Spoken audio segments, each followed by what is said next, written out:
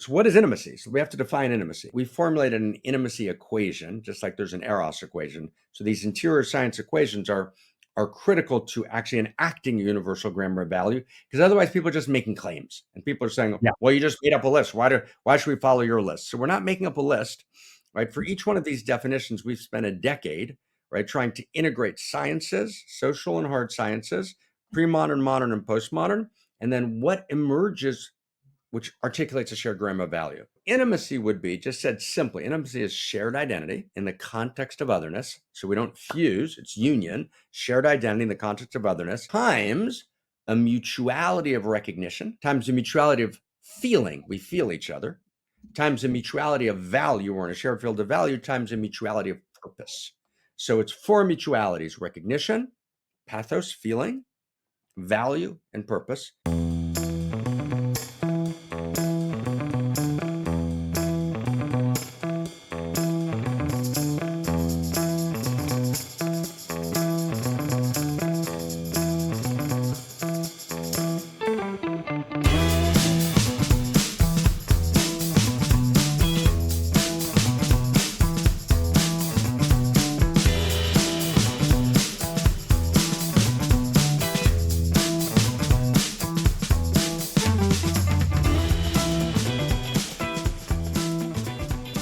Oh man, this this conversation is a real doozy you're about to hear. I want to share a quote that does come up in the conversation I'm about to have with Marc Gafni, who's a former rabbi, Hebrew mystic.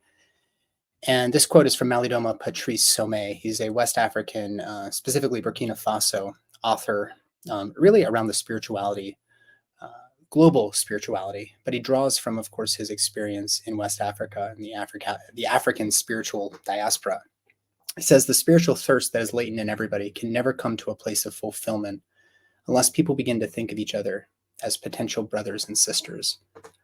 So this type of advocacy is so important, right? It's the one love narrative of Bob Marley and the Beatles and in the 60s, right? It emerges as this sort of like, hey, we're all in this together. We need to link arms and unify and do all of that. But I think the reason that we sort of time and time again mess this up is for reasons that we really explore. We go deep into some of these reasons in this conversation with Marc around the lack of a shared story of value.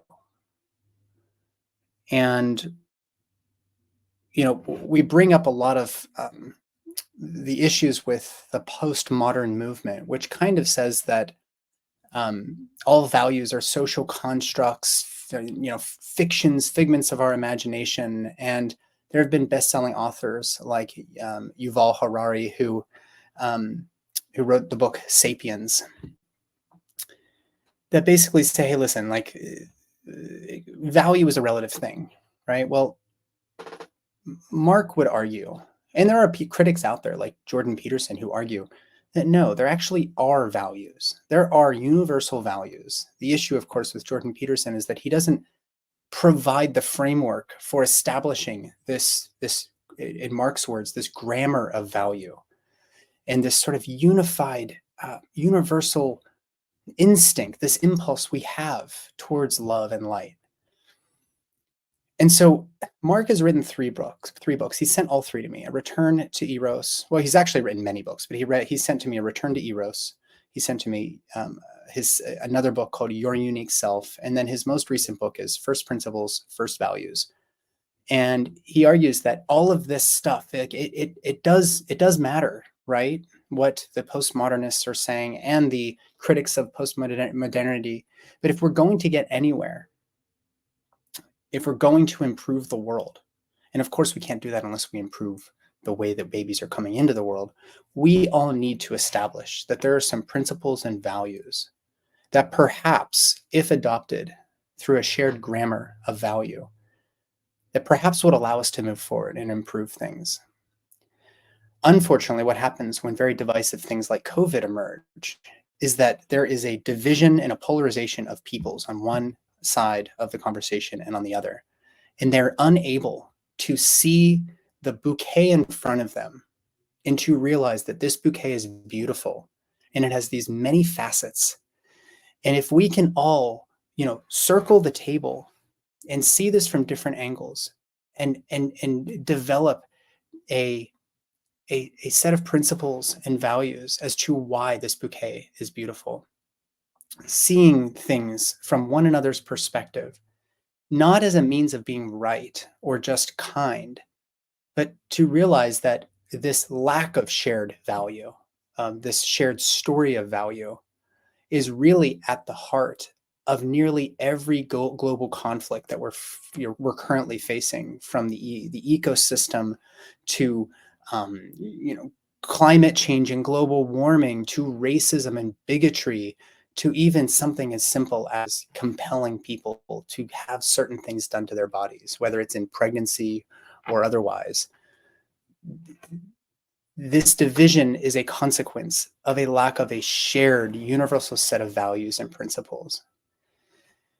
So Marc's most recent book, First Values and First Principles, is a sort of a compendium of, it's almost like scripture. Every single line is extremely well thought out.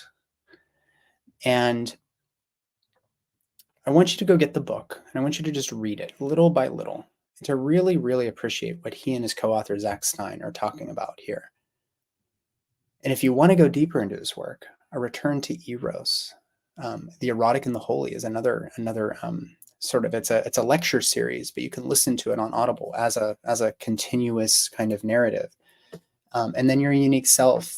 Marc is doing some really, really heavy lifting here in a space that I think we can, and I think we can conjecture that, when people bring me onto their podcast, or they listen to this podcast and they wonder, why aren't more doctors doing X, Y, or Z? Why is the system so broken? Why are doctors like this? Why are people like this? Why is whatever?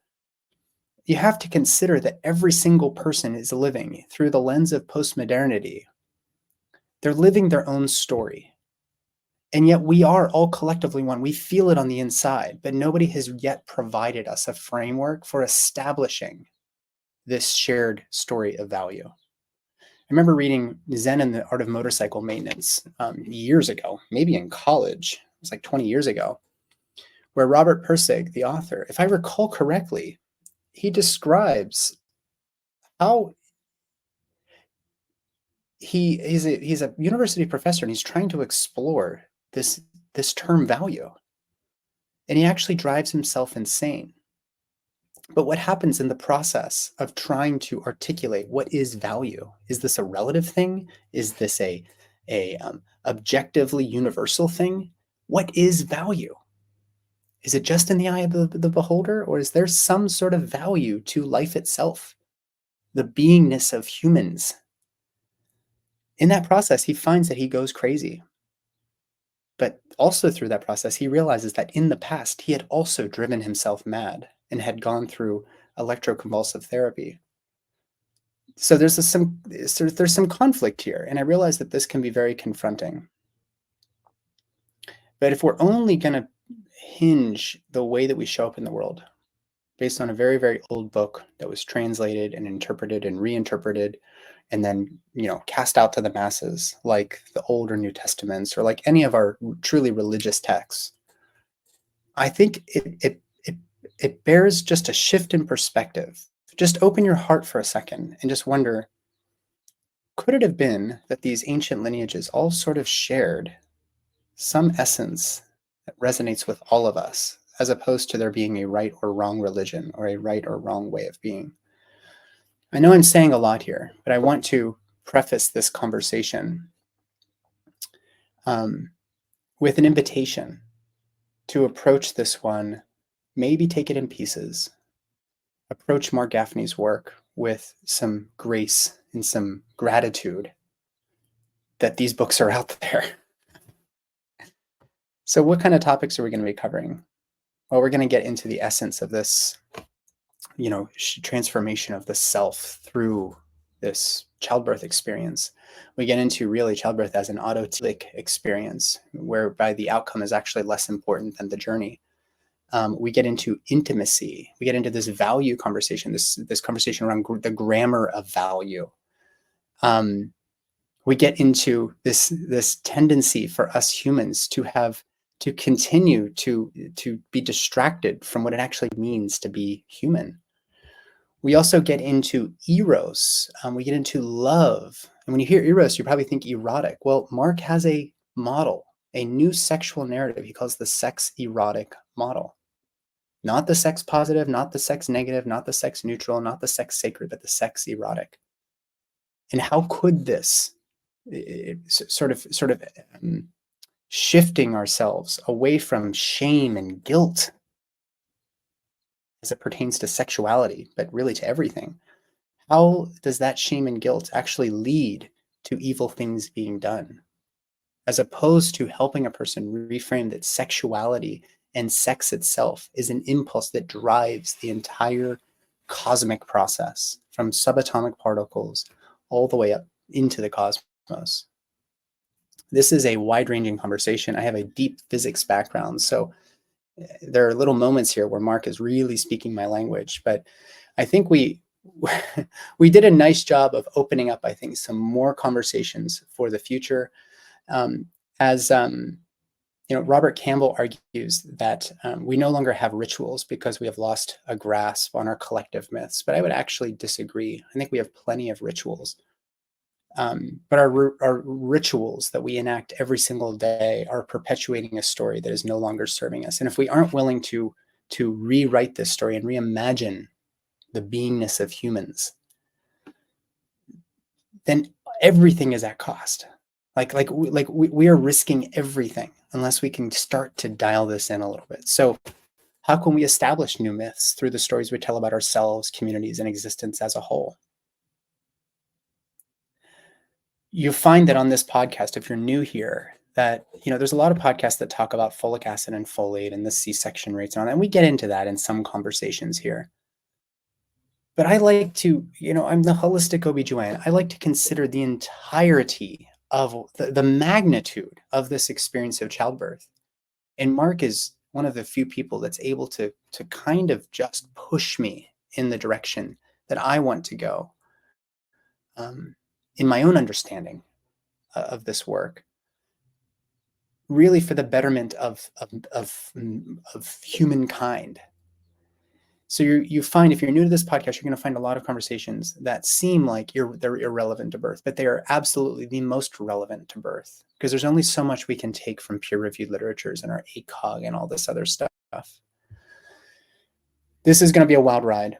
So I am very, very grateful to Marc. Again, his book is First Principles and First Values. There's a bunch of other books. Go find Marc's work on Amazon. We'll also be putting everything in the podcast description. So I just want you to sit back and enjoy this one. And of course, to keep on the lights, our two sponsors are WeNatal, the best prenatal vitamin on the market. They also have a great fish oil, Omega DHA Plus. And if you go to wenatal.com/beloved, add a bottle of their fish oil to your cart after you've added either his or her or both prenatals. It's great. They're great because you only have to take 3 capsules per day versus like 10 or more. And it's loaded with nutrition. They also have the endorsement of Marc Hyman, who was one of my mentors in functional medicine. Add the fish oil to your cart, and with the purchase of any prenatal vitamin, either his or her or both, I recommend both, they're going to ship you that Omega DHA Plus for free. So WeNatal, thank you. The other sponsor is Immune Intel AHCC. AHCC stands for Active Hexose Correlated Compound. In my Clear and Free program, co-created with Mimi Lindquist, who also brought AHCC to the United States from Japan. We give a bottle of this because it has been clinically demonstrated, as well as in our own anecdotal practices, she and I, to help clear persistent HPV, to help reverse those abnormal PAPs, to get your immune system back in order. And it does this by boosting the amount of NK cells and T cells in your body. It's a modulator of the immune system, meaning it's also going to be helpful for your overall health, your endocrine system, your nervous system, your immune system, your gut. This is one of those few supplements that I feel like everybody can benefit. And I don't say that often. In fact, I just had somebody come into my practice who had like a list of like 50 supplements.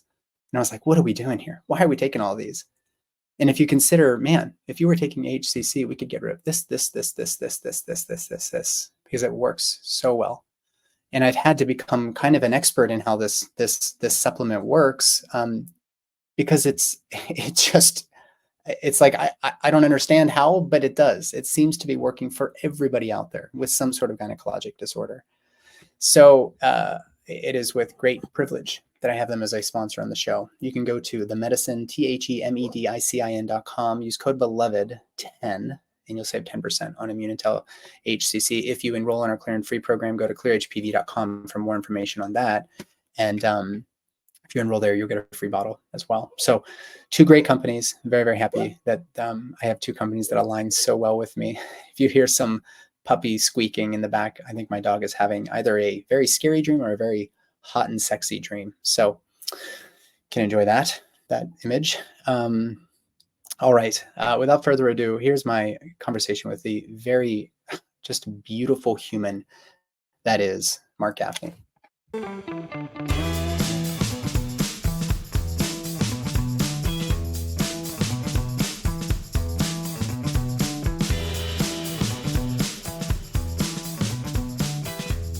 Man, so Marc, I'm very touched to be sitting here with you because I found the Erotic and the Holy because I listened to a lot of what Sounds True puts out. I listened to this a couple years ago, and then suddenly you emerged through Paul Chek and then Kyle Kingsbury, and I was like, man, I better revisit Marc's work.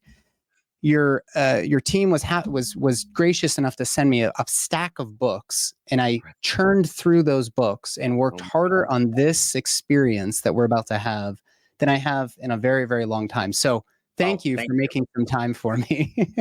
Thank you. It's a delight. No, the Erotic and the Holy was first put out by Sounds True, and then we transferred it to the center at some point, but back in 2004 or 5, right? Yeah. It's been a while. It was a take on a book called The Mystery of Love, right? Which actually we had wanted to call the Erotic and the Holy, and Simon and Schuster didn't allow us to do it. But actually, the topic of the book was the Erotic and the Holy, and then a later book came out with Ben Bella in like 2016 called A Return to Eros. So that's kind of the trajectory. But the source texts are from a mixture of the lineage of Solomon, which is kind of in formative years. It was really the milk of my youth, the Aramaic texts and and I wound up writing my thesis at Oxford on this kind of lineage of Solomon material with a wonderful man named Moshe Idel, who's kind of the leading scholar of kind of manuscript texts and Kabbalah in the world, a wonderful man. The lineage of Solomon is very important. Everyone kind of hears wisdom of Solomon. We kind of, we know what that is, but we don't. So the wisdom of Solomon is this lineage tradition, which is an unbroken tradition from Solomon, right, all the way through the ages.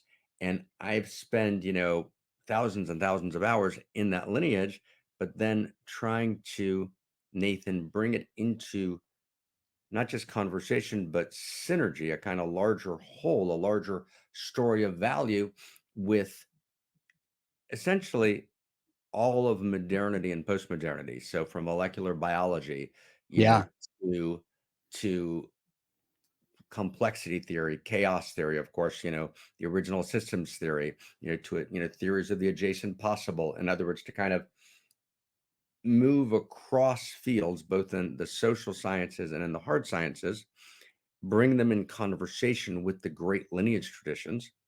And then in response to this particular moment in time and everything we know, right, what is the story of value that emerges that allows us, number one, to be whole, to be alive. And number two, to respond to what I would call the second shock of existence, the meta crisis, right? The actual real peril that exists in this moment in time. And so that's a little bit the context. So I don't even know why we went in there, but the Erotic and the Holy was I had landed from Israel. You just reminded me, it takes down memory lane. I had landed from a series of talks in Israel into Denver, took a cab to, I think it was to Boulder, went to Naropa University, and then kind of not having slept for a couple of days, gave 7, 8, 9 talks, which became the Erotic and the Holy. That is the history of that. Yay.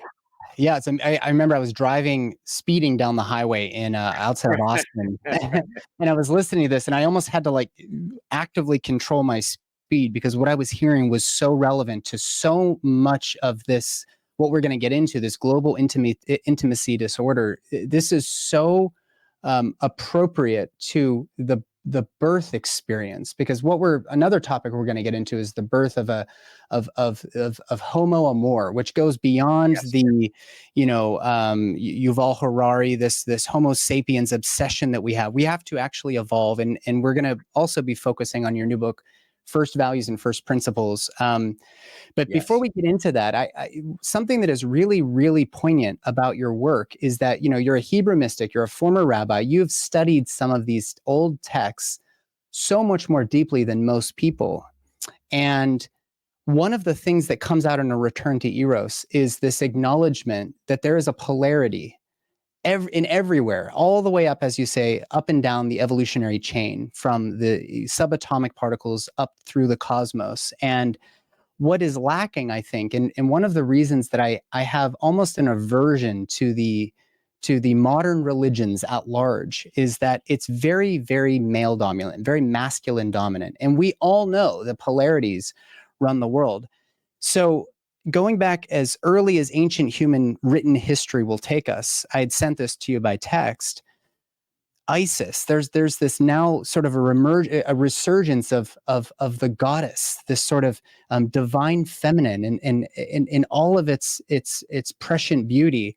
I want to read just a very, very quick little passage here about Please. Isis. In the beginning was Isis, oldest of the old. She was the goddess from whom all becoming arose. She was the great lady, mistress of the two lands, mistress of shelter, mistress of heaven, mistress of the house of life, mistress of the word of God. She was the unique. In all of her great and wonderful works, she was a wiser magician and more excellent than any other god. So how did Yeah. we go from that to now there's a man in the clouds looking to punish us for gazing at our genitals in the mirror? Right. So that's a great question. So I'm going to ask you a far more prosaic question, and in return for the answer to that, I'm going to answer your question. So here's my In prosaic question. typical fashion. I can't quite figure it out. So this is, the technological world. Am I Yeah. supposed to be looking at you, which is what I'd like to be doing? Is that okay? I'm not looking at the camera. I'm kind of just looking at you. That works? Yeah. Yeah. Good. Okay. So good. I'm just going to look at you, and I'm going to ignore all the other strange things going on the screen and just have a real conversation with you. And I How hope about the uterus behind you giving a middle finger? You can ignore that I as know well. there's Just look that. at me. There's that because I just noticed that when I'm looking at you, it appears to the person watching the screen, at least in my screen, that I'm not talking to them. So I was having a moment of Gotcha. this face-to-face encounter, wanting to take care of whoever's listening. So it's okay. I can just be looking at you. We're good. Yes. Good. Let's Okay. rock. We're good. Let's rock. Okay. So let's start with ISIS. Okay. It's a great place to start. And of course, the moment we just had was a feminine moment, right? It was about finding each other intimately and feeling the viewer. It was not about being functional or about driving forward, which is a line quality. But what we just did was a circle moment, right? Which is Mm, an embracing quality, inclusive quality. So we were actually being in that dance of stopping the moving forward, right? In yeah. order to, right, reach and embrace. And the way I like to talk about these two qualities of cosmos is not as masculine and feminine, but as what I call lines and circles. Lines and circles. Yeah. And I'm borrowing that term from the 16th century from Luria, Luria. And Luria is both in Egypt and above the Sea of Galilee, close to where Jesus walked. The center of kind of the teaching I did in Israel was literally in that area in the Galilee. That's where our center was. It's an insanely, beautiful place, and it's a beautiful place to teach from. Occasionally, to get crucified from. It's a place, right? And so Occasionally, thank goodness. occasionally, right? That's right. We try not to do it more than once in a lifetime. That's the so the in that Lurianic idea, what Luria is saying is that underneath, way before there's any engendering, right, there is this profound sense of these two qualities of cosmos that are actually, and of course, Luria wouldn't use the following language. I'm going to merge streams of and vectors of history, but in the first nanoseconds after the Big Bang, you already have these two qualities. Right. And these two qualities could also be called allurement and Mm. autonomy. Allurement and autonomy, or autonomy and communion. And from the perspective of physics, and my dear friend who's also a fellow at our think tank, Howard Bloom, who's an excellent physicist, kind of a guru in the NASA world, right? We talk about allurement and autonomy being inherent in cosmos in the first nanoseconds after the Big Bang. Now, the reason that's important, right, is because there's been a slight distorting of the relationship of these lines and circles. So, as beautiful as Isis was, she was also brutal, Right. right? In other words, the Great Mother was far from kind, right? The Great Mother was actually bloodthirsty, right? She actually, in many different traditions, right, demanded sacrifice, right? Sacrifice often involved taking the hearts out of virgins Mm. without Mm. anesthetic, Mr. Doctor, right? In other words, and this was in the service of the Great Mother. So what we often do is we retroject, right, on a terminology, right, a particular value set, right, which actually the terminology didn't hold. It's the same thing when we talk about shamanism, right? The classical, and shamanism was a critical, momentous breakthrough, right, in the evolution of consciousness. And the shaman basically was responsible for the area that his father gave him, which was from this tree to that brook to that stone, and he was responsible for that sacred space. And the neighboring village should be appropriately massacred, right? For the sake of the fructification and success of the local tribe. And we think that shamans actually hold liberal values, right? Well, not true, right? And so the notion that we need more of feminine values, right? And of course, you might say, don't really want to do a podcast with this guy. I don't know what Paul was thinking anyways in the next sentence. So that's okay, but we'll still love each other. But I want to say it tenderly, right? The notion that we need more feminine values is absurd. We don't, right? We don't need more feminine values, and we don't need more masculine values. We need more feminine values and more masculine values at a higher level of consciousness. Right. So we don't need Nazi mothers, right, Mm. who Hmm. nurture their children, right, on hatred, Right.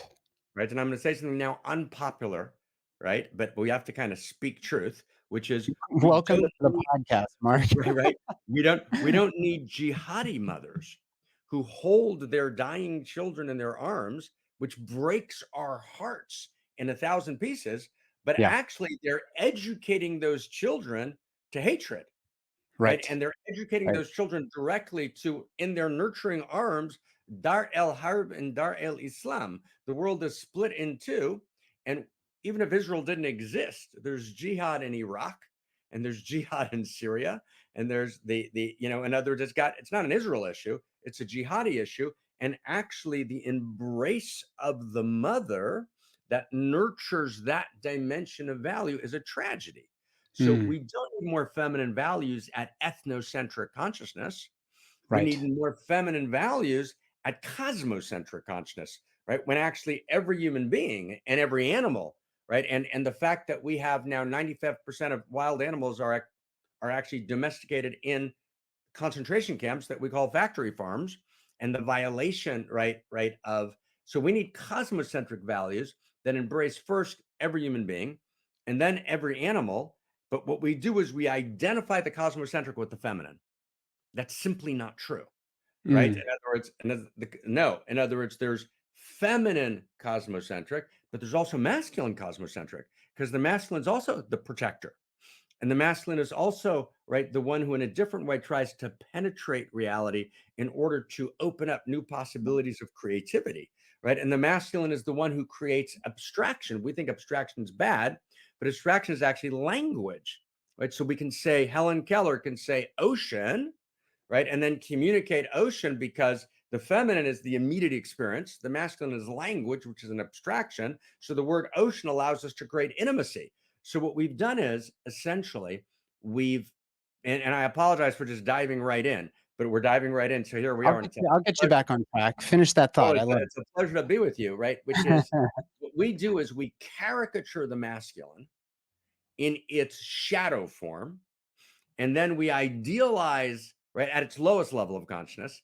We then idealize the feminine at its highest level of consciousness, and then we compare masculine and feminine, which actually is a disaster, right? It's a conceptual disaster, it's a policy disaster, but it also destroys a generation of both men and women, right? Because boys feel actually that they're somehow problematized, right? And women feel like if they don't actually fit into a particular caste of virtue, right, then they're somehow besmirched. And so we problematize, for example, male desire, then we split off feminine desire. Doesn't exist, right? There's no Right. feminine, right? So Right. I would suggest tenderly that we need the evolution of ISIS.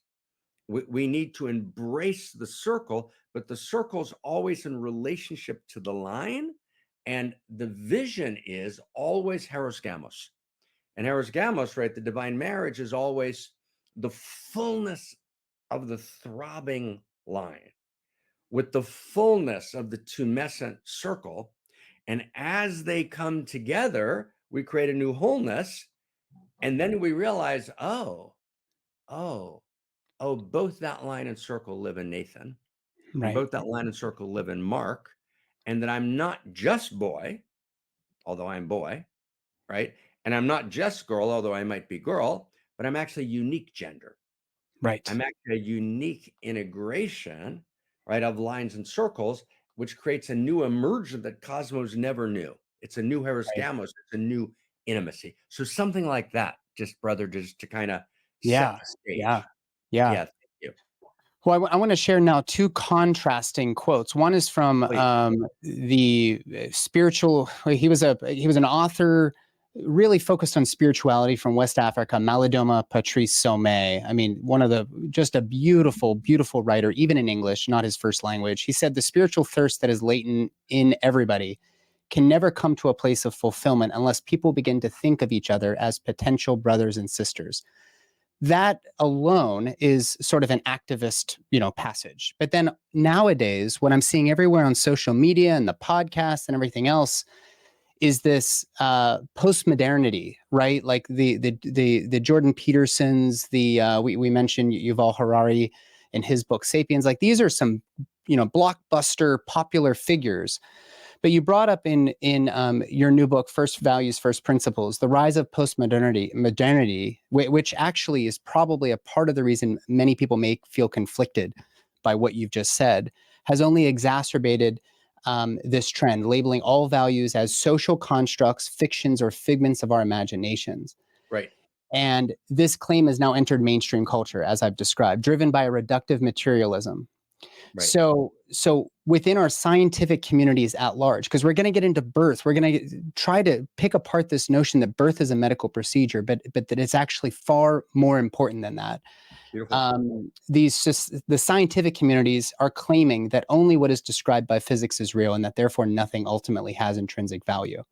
So let's pick this apart, and Yeah. maybe you can help me reframe childbirth, which I Yeah. think if we're going to get anything right in the world with, doesn't matter how big and powerful you and Kyle and Paul and me and Aubrey and everybody are, we're not going to get anything right unless we can get childbirth right. So how is childbirth in your perspective? You have 4 children, if I recall. Yes, I do. An autotelic experience, or autotelic, I'm not sure how it's pronounced, Yeah. meaning the outcome is less important than the journey. Right. In the journey, right? So let's go back. Great. I mean, I love everything you said. Let's go back a couple of steps and then come to Please. childbirth. Okay. That was a big question. Yeah, no, total. What it was a part question at the end, and some great steps along the way, which I loved all of. So let's see if we can take it step by step. So you began with a citation from a gentleman, Some. I didn't catch the full name, but it was a beautiful. Somé, yeah. Malidoma Patrice Somé, yeah. Yeah, beautiful quotation, which says that all human beings are ultimately brothers and sisters. And so let's see what that means. Number one, in other words, how does that move from being, a beautiful piece of poetry, right, to actually the not just mystical but scientific prose of reality and a new story of values? That's kind of question one. Yes, yeah. And so that's one. So we're gonna come back to that. Two, you cited from our book, which First Principles and First Values, and I want to thank my co-author, Zach Stein, Ken Wilber, right, who were kind of deep, partners in this process. And Brilliant thinkers. what we're saying in the book is that what postmodernity has done is, and I want to see if I can get this, and we'll kind of go deep for a second. That will then take us to childbirth. But you actually cited two figures that are actually saying opposite things. So you Right. cited Yuval, right? So my colleague Yuval, we lived in the same neighborhood in Israel in Tel Aviv, right? So Yuval he's not saying anything per se. Yuval's not a philosopher. He's a kind of parrot of the postmodern moment. And Yuval is parroting the postmodern conclusion, which is why he's interesting. He's interesting not because he's a philosopher. He's interesting because he's an unconscious, kind of naive, or what we would call in scholarship an uncontaminated. Right? He's just saying, oh, this is just what's true. So he writes in multiple places in his work, in the last two chapters of his book, 21 Questions, chapter 7 of his book, Homo Deus, chapter 2 of Homo Sapiens, right? He basically says, he repeats the same theme, which you cited, which we cite in the book, which is that value itself, not an argument between values. Value itself is a fiction, a social construct, or a figment of our imagination. Now, even that, Brother Nathan, wouldn't even disturb us because some dude in Israel wrote some book. Who cares, right? But that book, which sold about 12, 13 million copies, Yeah. is endorsed by the legacy pillars, right, of mainstream civilization, right? So you've got, Barack Obama, and you've got Bill Gates, and you've got, Oprah. Oprah, you've got, right, and all of them are saying, this book's telling the real story. Now, can you imagine that a president of the United States 75 years ago would actually say that a book that says that value itself is a fiction, Right. he would tout that book. There's no way he'd get elected, right? There would be this wild outcry. And what's so telling here is it went unnoticed. So that's where you see postmodernity. Now, paradoxically, Jordan, right? And Jordan and I have not met. We know of each other through a bunch of mutual friends, Warren Farrell and other people. We haven't quite crossed roads. I assume we will at some point. But Jordan is critiquing the postmodern moment, but without articulating a new vision of value. Right. Right? And this is where it gets us. See if we can, we can get to the core of it for a second. So what's actually going on here? So and so the Somme quote that you began with, that we're all brothers and sisters, for that to move from poetry to value, right? We need to solve this. In other words, postmodernity is not a bunch of idiots. So why are they saying what they're saying? Jordan critiques it, right? He gets, oh, that's off, but he doesn't articulate a new vision of value. So what's going on here? So see if we can kind of crack this in literally 90 seconds. That'll take us to childbirth. Okay. So 90 seconds. So what are the postmodernists saying that's right? They're saying, I'm going to try and summarize postmodernism in 30 seconds, which is a terrible thing to do. So I apologize. But But that's a pretty postmodernity, great skill to have. It's a very, very abstract term nowadays. I don't think people really right? appreciate it. So I think a Like what, definition is probably appropriate. right. Yeah. What does it actually mean? I'm going to plug in here for a second. I just see the little, here we go. Let's plug in. Okay. So postmodernity is basically saying, you're saying that love is real? That's ridiculous. 1,500 years ago, when you loved someone, so let's say you loved your son and your son disobeyed you slapped him hard across the face. If he disobeyed you again, you might have to break a bone instead of putting him to death, which the law required, let's say in particular section of ancient China, right? But you loved him so much, you didn't put him to death, you just broke a bone because you loved your son so much. You were a good man. Now, if you did that today, you would correctly, someone should call child services and you should go to jail for child abuse. And you actually should. You actually don't get to break your sons. You don't get to slap your son across the face. You don't get to break his bones. Those are all not okay. Right. So we're calling them both love. So postmodernity's point is you're just using that word. That word doesn't actually have any intrinsic meaning. That is a very powerful argument. That is not silly.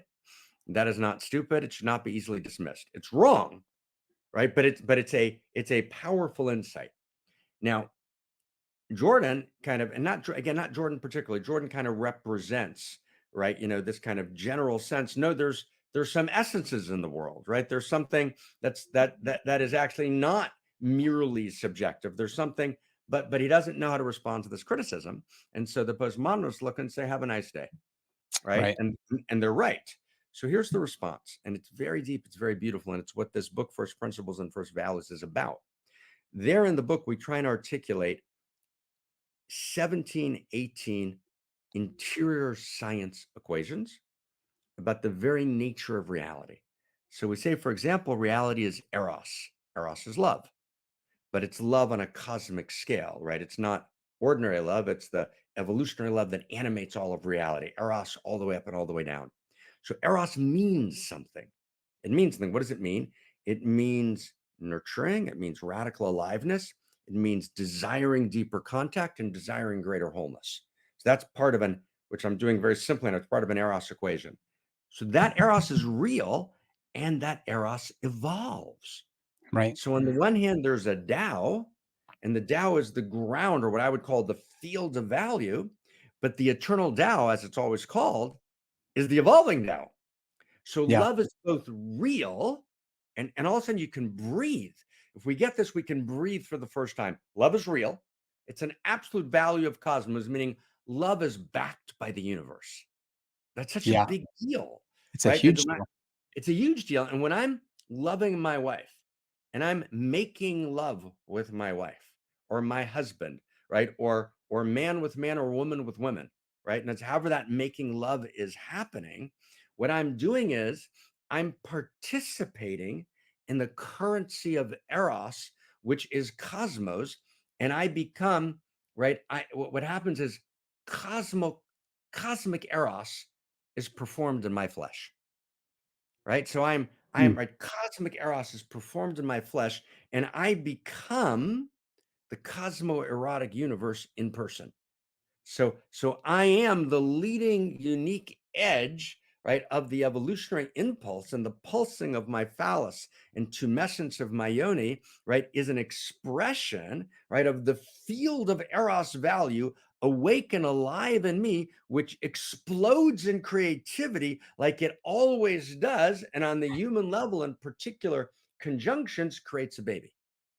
So the Right. creation of a baby is not a mechanical act of cosmos, as you point out, right? The creation of a baby is the music of Eros value, right, at a human level, right, which is unimaginably beautiful and unimaginably significant. But if I don't understand that to be true, right? In other words, if I don't understand that that's the nature of childbirth, then my entire relationship, for example, to population issues, which are Right. unimaginably significant issues. You can't even begin to think and talk about population, whether it's limiting population in a particular way and the effect of that, the erotic effect of that, which may be necessary, but then I've got to account for that erotic effect.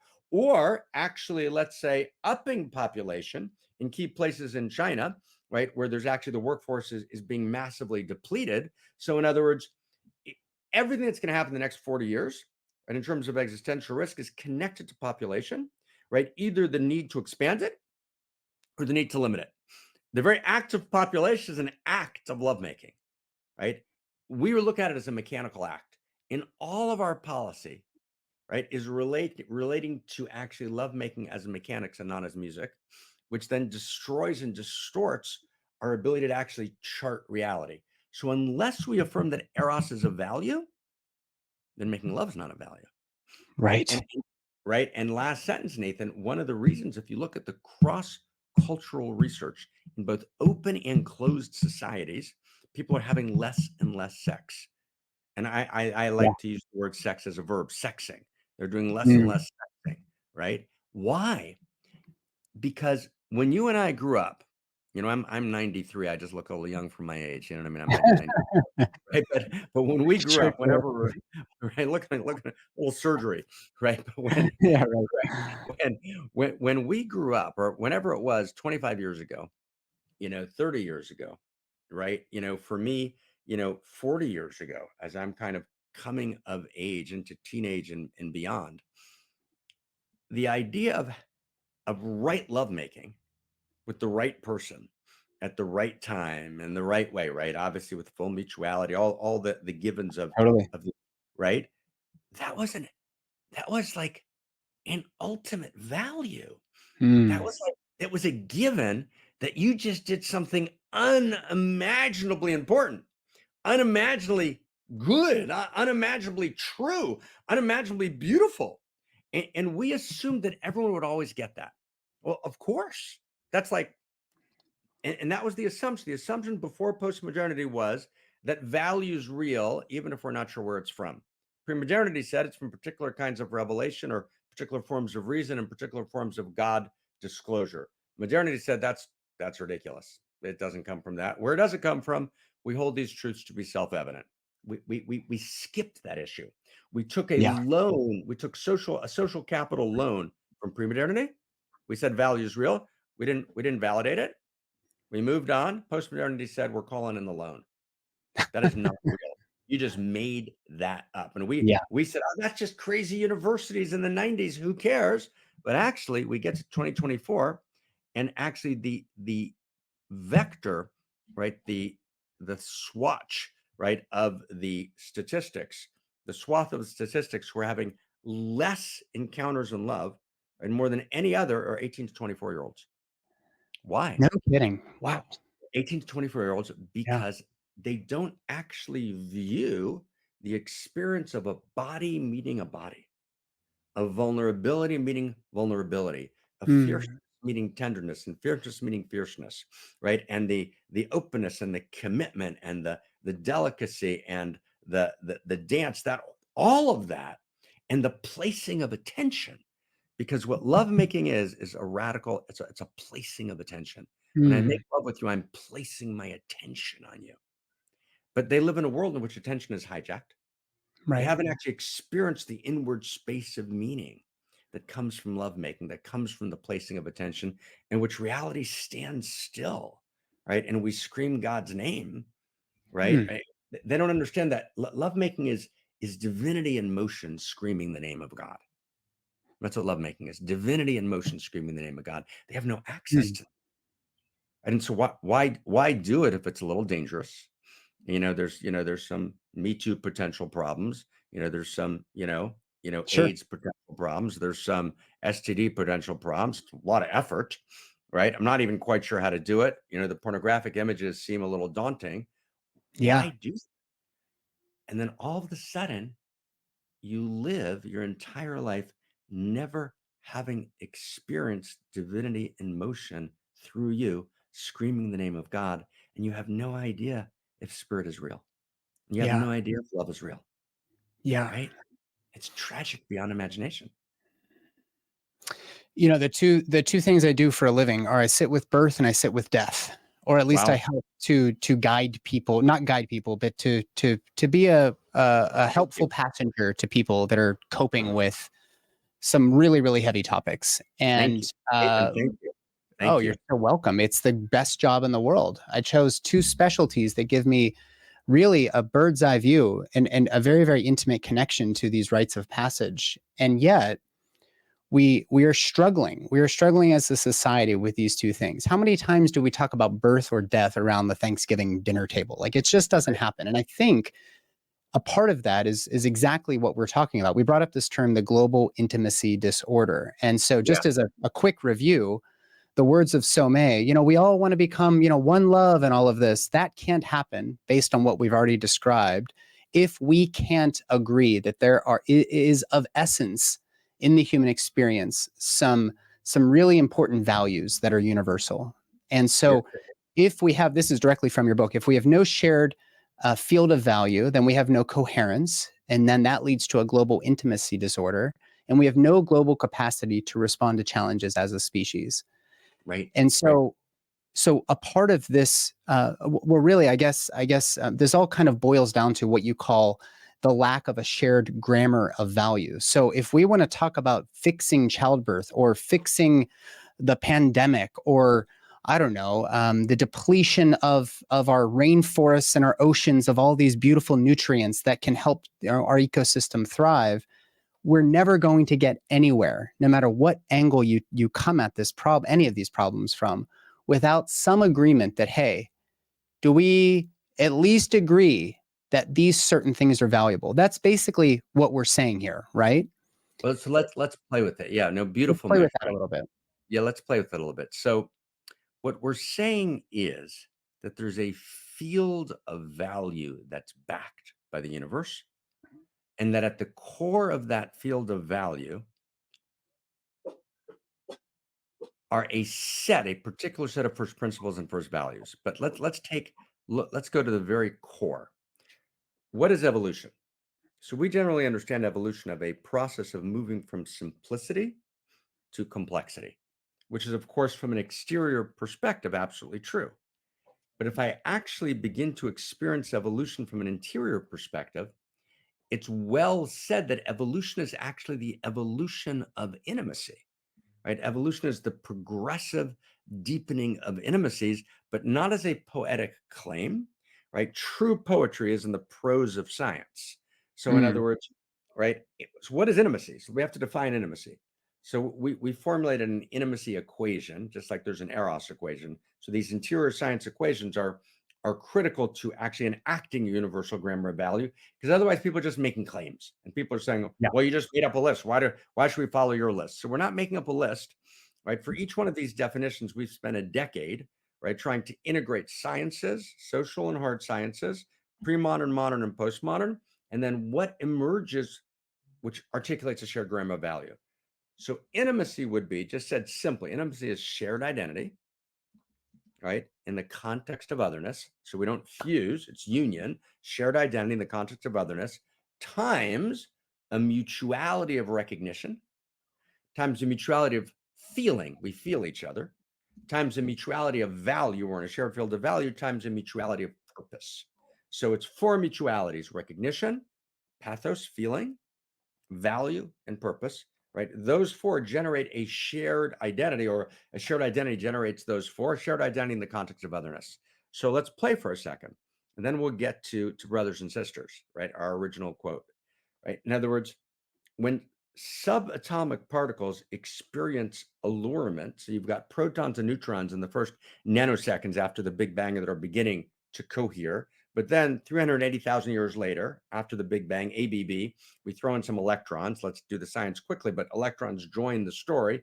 And now we have this new coherence that emerges from this profound allurement. And that new coherence creates a new shared identity, an atom, right? But Right. in the context of otherness, right? Now there's A new protons, emergent neutrons, property.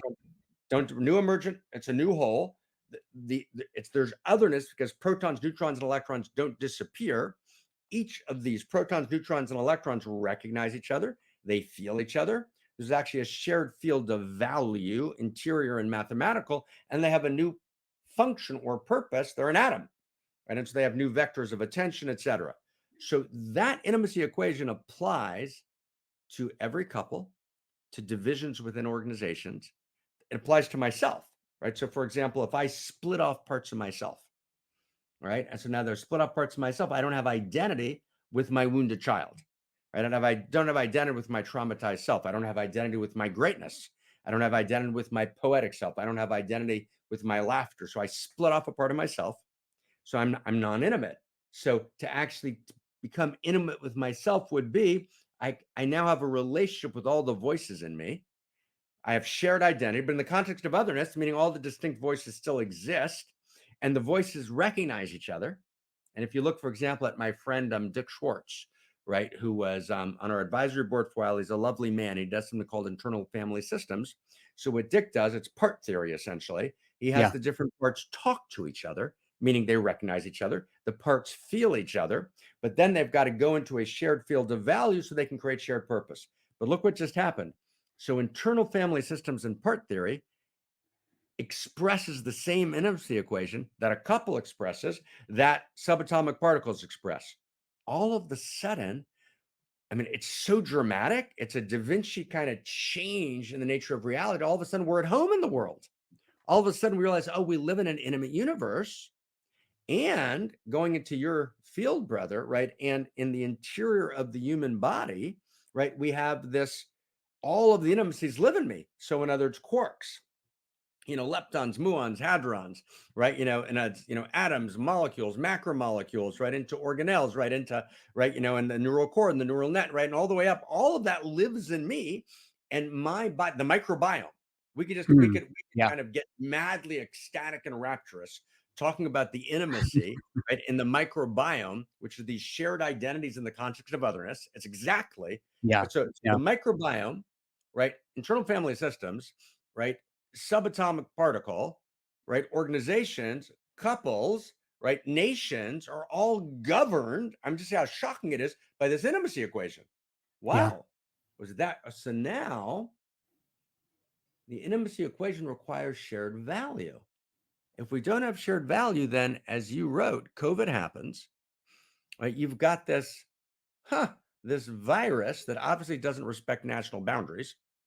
And yet we try and deal with it. I mean, it's so insane you don't even know what to say, right? In other words, oh, we've got a virus that really doesn't care whether it's in Wuhan or Manhattan, but we're going to actually deal with this virus based on contrived national geographic boundaries.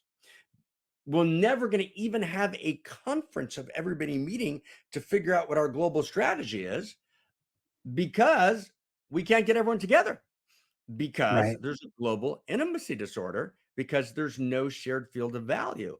I'll maybe share one other thing. A gentleman, I think I can say his name. Well, I won't say his name, but a well-known figure in the kind of vaccine conversation called a Yeah. dear friend of mine who's on our board, who's a doctor, right? Like you, a cardiologist actually in Houston, and said, if we'll actually fund the think tank to bring together the key medical voices articulating positive visions of the vaccine, right? And the key medical voice is challenging. Let's have a closed door conference where there's actually a conversation. So I actually worked quite hard to call people that I have deep relationships with to convene that conversation. And we did not succeed in convening it Wow. because the polarization between the groups was so intense because they didn't experience themselves as being in a shared field of value. Right. Instead, what they did is they each argued for a set of values. And they made their values their identity. No one compromised on their identity. So that created radical polarization. And they literally could not get in I won't use an expletive deleted, that kind of room, You can right? do that. Right, right. I mean, that's shocking, my friend. So the Yeah. global intimacy disorder is critical because if you understand that intimacy is the structure of cosmos, and then you violate intimacy, right? And intimacy always evolves. So the evolution of intimacy means for a shaman, that's how it began. Intimacy meant, right, a shared identity with the people in my particular clan in a particular topographic, piece of reality in a particular temporal moment, a particular moment in time. For us, right, intimacy means a shared vision of value, right, a responsibility to the past, to the present, and the future, a cosmocentric consciousness, right? And it actually doesn't matter where we were born. It doesn't matter what the color of our skin is. We're actually able to feel the whole, and that's homo amor. It's Mm. homo amor. This new vision is a human being who knows that I live in an intimate universe, and the intimate universe lives in me. Mm. And it's like, wow. And who I am, literally, scientifically, both interior science and exterior science, I am the intimate universe in person. Yeah. Yeah. And I can feel the whole. Yeah. And I can feel the whole feeling me. And when I give birth, what's so gorgeous about giving birth, right? Or the witnessing of giving birth, right? Now that so obviously neither you and I have ever given birth, but Sure. we've been privileged to gaze in rapt wonder and witness, right? And participating in creating life is that you understand in those moments that you're personally addressed by the whole, Mm. right? The Mm. significance of it is clearly not local. Yeah. You feel all of cosmos acting and moving through you, right? A local separate self human being doesn't have the capacity, right, to be inseminated into great life, right? Mm. I'm able to create life because I'm connected to the entire erotic field of life because the erotic motive of cosmos is awake and alive in me. And as I engage, right, and as in the acts of sexing that generate children, right, explode, and I scream, yes. And I scream, oh God, and I scream perhaps even the name of my beloved, right? Because I know that my beloved in that moment participates in the field of the divine. There's no split between them. And so Yeah. childbirth is is one of our we've killed all the gods, Mm. right? We've killed all the rituals, right? And we need to recover them. And the two places to begin to recover ritual are in sexing itself and in childbirth. Those are our Yeah. new temples. And Yeah. you're a priest at that temple, my friend. I appreciate that, and it's interesting. The deeper I go, people are like, "I love your podcast," and I love this other podcast, but most of the birth and the women's health podcast, they're so caught up in the like biohacking and the fight the system and all of that, and I have to like pause and help people remember that this birth stuff should be actually fairly easy, but this global intimacy disorder is getting in the way of us even getting out of the way of allowing the unfolding of this naturally just breathtaking process. And as maybe, you or I being third party bystanders just by condition of us not ever giving birth, it allows me to have almost a polarity with the experience. It's one of those allurements that I can't even get that close because once I do it, it can explode, right? So it's this tension with this really profoundly transformative experience that really compels me to bring people like you onto the podcast because listen, like if it's not a medical procedure, then what is it? I mean, it is so many things to so many different people, and yet it's a very, very lonely experience when we reduce it through our materialistic kind of way of practicing Western medicine. I'm using air quotes on my end. We've reduced it to just this like step by step thing that happens to Yeah. us as if we're driving a car. So, one of the, I think, consequences of this global intimacy disorder is loneliness. And then yet when we see how COVID was imagined, or at least what we were going to do about it, people became even more divided and more polarized and more lonely as a consequence. So, when we talk about childbirth or changing the sciences, which used to be, by the way, sort of um, you couldn't untangle, you couldn't take apart the threads of the fabric of philosophy and science in the past. But Right. now science is science and philosophy is for the birds, right? That's kind of how we imagine. So when we see an issue like this, so like we can't even get out of the way of our own way in giving birth. What are we to do about the sciences as a whole? Like where can we There's find some first principles that can get us back on track?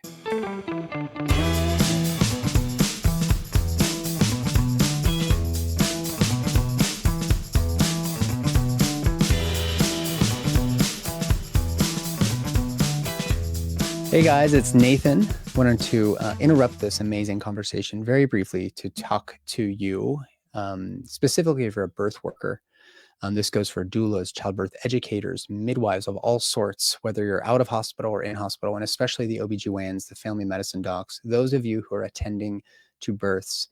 I want you to ask yourself, if a person rolls into your practice and they're in labor and there's a bud emerging from the vagina, what are you going to do? What I was taught to do was, let's rush you to the operating room. Forget about informed consent. We have to do this through the abdomen. We have to do a C-section because the baby is breech. But frankly, I think a lot of women, rightfully so, want to avoid C-section, unnecessarily, of course. And so if you were to just rely on let's say your OBGYN residency training, you're not going to have the skills to attend to a breech birth. The good news is most breech babies come out without any intervention at all. But in the rare chance that they have a nuchal arm or a hyperextended neck or whatever, you want to have those skills. And it requires practice on practice on practice to get those skills, which is why I started hosting an annual conference here in Louisville. And in 2024, we're going to be leveling up this entire program. This is the 2024 Born Free Twins Breech Conference, where you're going to be able to get plenty of simulator experience with very, very well-trained educators and instructors. You're going to hear from a variety of midwives and some doctors. This year, we're featuring the Spinning Babies team, Breach Without Borders team. Stu Fishbine's going to be there. Christine Laria is coming with the Breach Without Borders team. She was a recent addition. Caro Gauchi from the Pacific Northwest is coming. We're also bringing 2 keynote speakers, Machilo Motse, who's a newly crowned PhD from South Africa, as well as Doña Angelina Martinez Miranda from Cuernavaca, Mexico, is coming. These are instructors that have quite a bit, a breadth of knowledge and experience in order to help round out your own education. I haven't even mentioned Tracy Vogel, who's an OB anesthesiologist. She's going to be coming in to talk about trauma-informed care. Hermine Hayes-Klein is coming to speak to informed consent. There is so much that we're offering here, and I've only gotten to the didactics part. There's going to be plenty of time to practice on very realistic mannequins. And there are going to be some other activities for you to do some healing and as a means of community building. So we're going to do some trauma release work, a musical odyssey with Rebecca Kelly G. There's going to be some ecstatic dance in the mornings. If you're open to that, it can be very, very releasing because we've suppressed so much of this stuff throughout our lives that if we can't use our voice and our bodies in an expressive way, it's going to become a second chakra issue. It's going to impact our reproductive organs and our overall health. We're going to be screening Aftershock and having a panel discussion with Shawnee Benton Gibson and Omari Maynard, both of whom were featured in the film because Omari's wife, who is also Shawnee's daughter, she died as the result of what I would call medical negligence due to the color of her skin in the medical system. And that's what Aftershock, the film, is all about.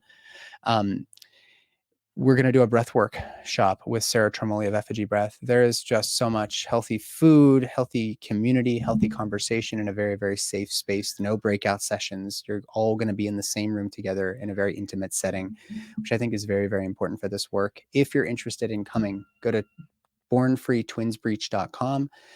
Register as early as you can because the price will gradually increase as we get closer and closer to the event.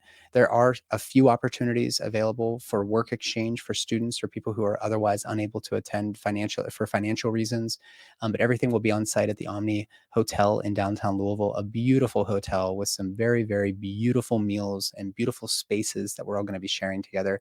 I hope to see you in Louisville. The dates are August 8th through the 11th with an opportunity to do either NRP certification or a simulator intensive workshop with one of our instructors on the 12th if you want to stick around. And for those who stick around, maybe there'll be some other goodies along the way. bornfreetwinsbreach.com. I hope to see you in Louisville.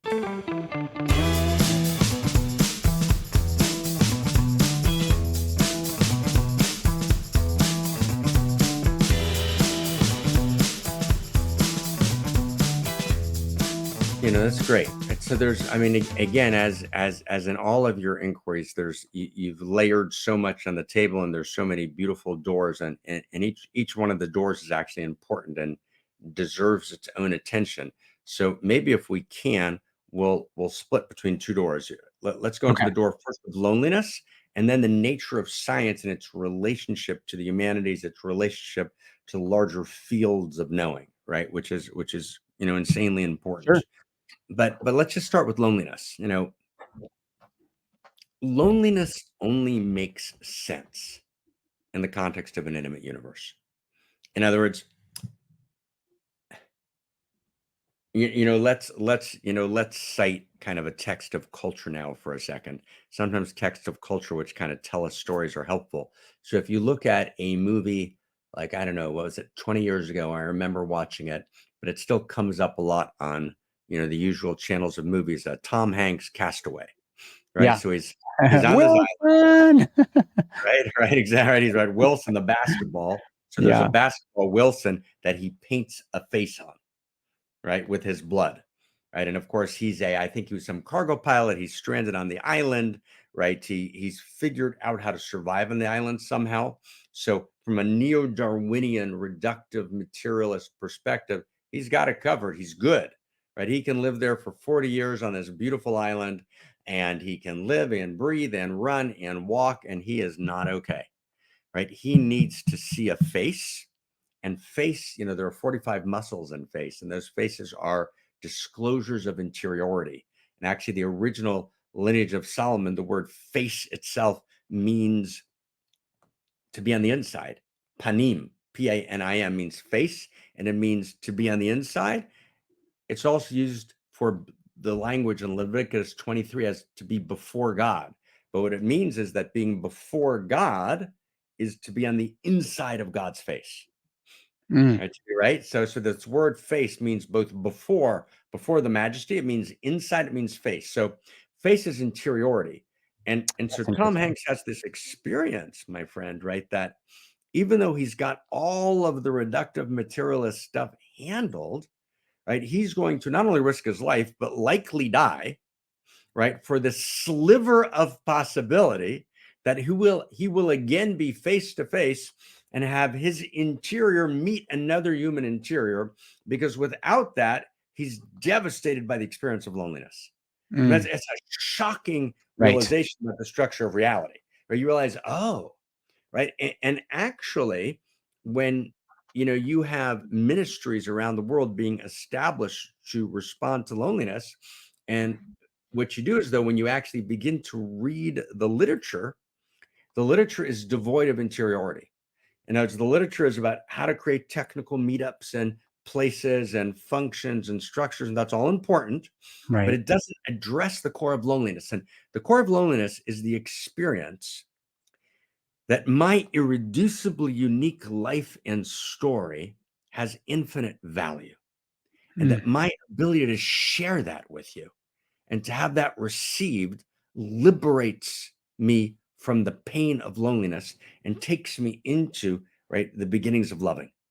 And that's a Mm. shocking realization, right? It's like it's the move from loneliness to loving, right, is the essential move. There's if you have just a minute for a story, right? Please, My yeah. son, I mean, it's my son Eitan, who is now, an adult with, 3 kids and a family, and but in the early days, right, and he's, just doing beautiful things in the world. In the early days, we were living in a particular part of Israel, and I had to go to, the whole Sweden, Norway, kind of Scandinavia, area for this tour on behalf of the Israeli government. So I kind of go out, and, I'm like, 25, and, with this enormous sense of mission, and I've got to get everything right, and I'm going to fit right. So, and I get back, and, Eitan, right before I left, had given me,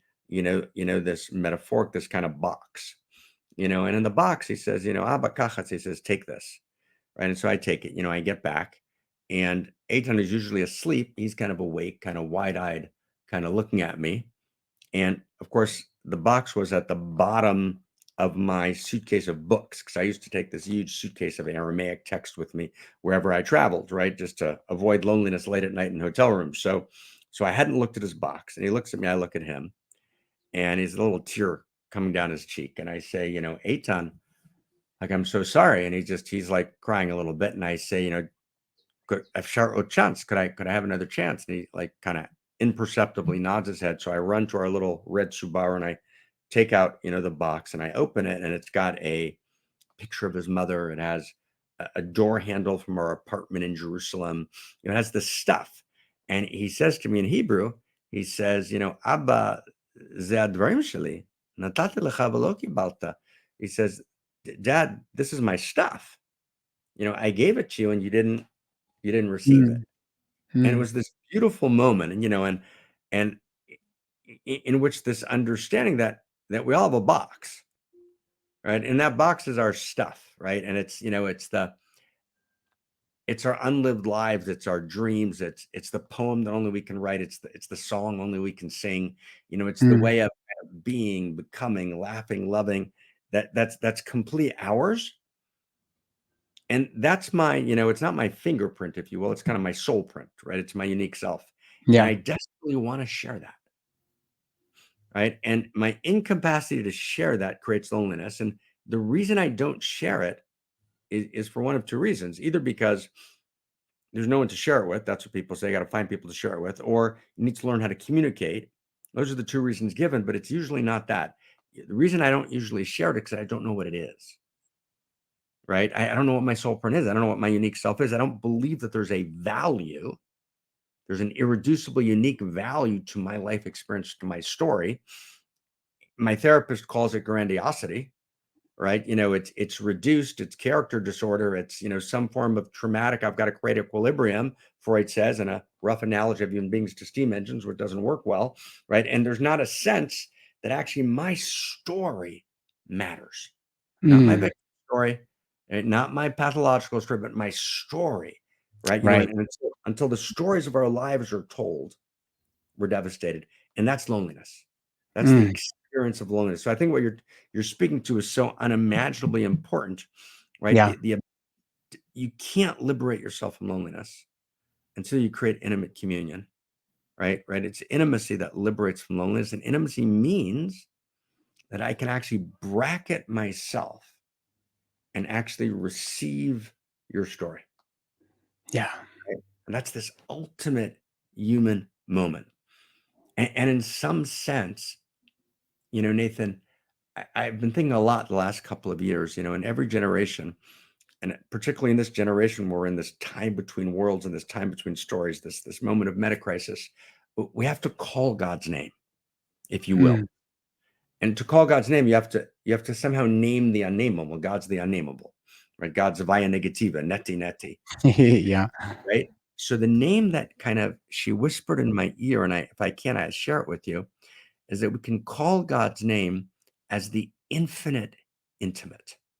God is the infinite, Yeah. right?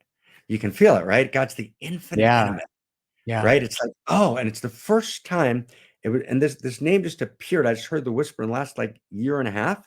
And for the first time, my whole body, heart just relaxed. Okay, I can call God's the infinite intimate. That's a name of God that I can call. And the sense that infinity desires finitude, that there's some way in which divinity is somehow liberated from loneliness herself in the manifestation of finitude. That infinity is not just the infinity of power. Infinity is also the infinity of intimacy, right? The infinite intimate that lives in me. So that just in terms of loneliness, I think that was so important that you raised it. Yeah. And Yeah. yeah, Well, yeah, what was coming up for me there is that, I meet with a lot of couples around fertility, and we have to get into their sex life. And sometimes they don't even look at they don't even look at the camera because they don't want to catch one another's eye. And already I know the problem. But it's not that they're not having sex or that they're not putting the penis in the right hole. It's not the silly, obvious things that might be coming to people's minds. It's that if the way that babies come into the world is important, then the way that you procreate is also important. yeah, And so I'll get couples writing mission statements, and generally the man will write 3 sentences and the woman will write 3 pages, right? It's just a difference in a relationship with language and exposing your vulnerabilities and your fears and anxieties and all of that. And so we work through that. But really, at the end of the day, we have a culture that is pornographically addicted to sex and to death and to violence.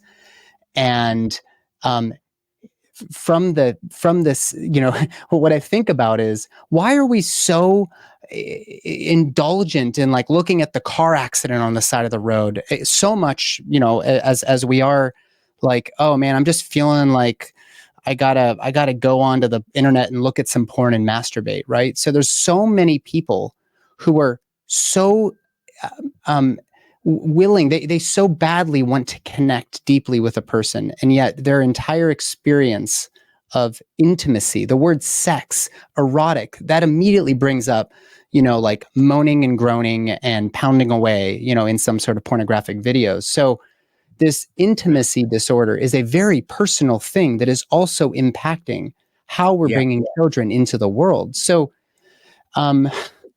I don't know how to yes. frame this question, but I think something's coming up for you. Go for Yeah, it. no, beautiful. No, I mean, we don't even need it doesn't even need framing, right? Now, Yeah. again, there's so much there and it's so important. So, first though, I just want to just slightly teasingly, I want to just say a word in favor of moaning and groaning and pounding, right? So, just, they Nothing have, wrong with that. Nothing wrong with that. let's not knock them, right? Right. But, having said that, right, what you're of course saying is, and very beautifully and correctly, and see if we can kind of find it, is that the difference between the pornographic and the erotic is that the Yeah. pornographic is only about sensation, Right. right? And the erotic is about the field of Eros, the sensual field moving through me, right? Awake and alive, that fucks me open, right? And fucks Mm. the moment open, right? At every level, right? And so, in some sense, in the erotic, I understand that God is fuck, Yeah. right? Right. And the pornographic, fuck is a kind of degraded expression of an intensity of experience that I don't have language for and I don't know what to do with, and that actually shames me in some fundamental sense. So, what we need to do is we need to actually reclaim, right, a language of fierce Eros, a language of tender Eros. We need to relocate the sexual in the field of Eros. And that's what's critical. There's 12 billion years of Eros before sex. It's good to know, right? It's just like, Yeah. that's Wow. interesting, right? That's good, right? Then at some point, the erotic wants to push forward, wants to receive, right, a wider field. And so the erotic then discloses as sexuality. We move from asexual, right, to the sexual. But the sexual doesn't occlude the erotic. The sexual models the erotic. It doesn't Right. exhaust the erotic. And when I begin to kind of understand that, and I begin to kind of access, oh wow, right, Raiders of the Lost Ark, Indiana Jones, right, there are two cherubs above the Ark of the Covenant in the temple in Jerusalem, and those two cherubs are sexually intertwisted, right? They're actually making love, Yeah. right? They're Yeah. actually, if you will, fucking cherubs, right? And that's not just a detail, right? That is, right, the text reads, "V'no'arti lechami ben shnei akruvim," the voice of the divine speaks from in between the sexually entwined cherubs. So prophecy, if you will, or the voice of the divine, or the field of value, emerges from sex, which is the expression, the model of Eros. So that's a big deal. That's like, A big wow, deal. Yeah. like that's a big deal. But we have to kind of notice something. In some sense, the cherubs are public sexing. So in Mm. that sense, you might think they're pornographic because we identify the pornographic with the public nature, right, of the sexing. That's not what the pornographic is, right? There actually may be a need for public eros, even if it's not for public sexing. But what we do is we've created this contradiction in culture, right? We have more sex available, right, than at any other previous time in history. Right? We've created radical addictive cycles around That's right. sexuality, right? In a kind of tragic way. At the same time, we don't have a sexual story of value that is equal to our sexual experience. Right. And that's shocking. That's shocking. So what do we have? And let's look Right. for a second. We've got sex negative. Sex is bad, right? That's the old church thing. But at least it took sex seriously, right? In other words, then you've got kind of sex positive, which is obviously much more emergent from modernity, but it's kind of bland and insipid. Sex is more than positive. It's something else, right? Then we have kind of sex neutral Kinsey, kind of like having lunch.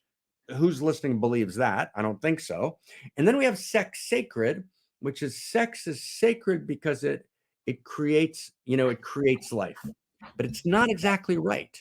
Sex is not sacred because it creates life. Sex is sacred because it is life. It Mm. is the currency of Eros, right? That's the Right. difference. Sex Right. is not Right.